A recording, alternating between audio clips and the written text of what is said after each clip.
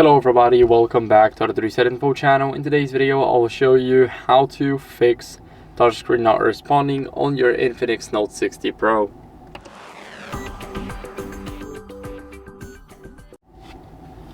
So first, what we want to do is we want to go over and we're going to clean our screen. So this is very important because we want to make sure that the screen is clean. But before, make sure that you have a screen protector that is applied perfectly.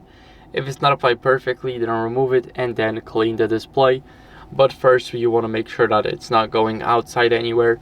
And what are we going to do next is we're going to swipe a couple of times until the screen is clean and we get rid of any moisture and fingerprints.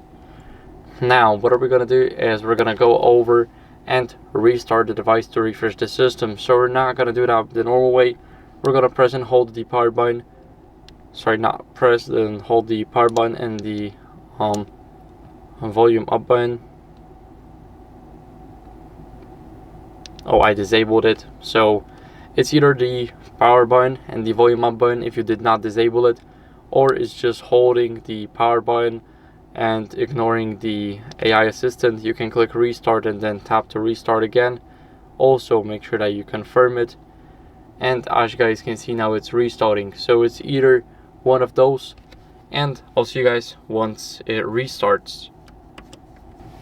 After the restart, we're gonna simply enter the password, and then what are we gonna do is we're gonna go over and we're gonna update our software as a last resort. So we're gonna press the settings.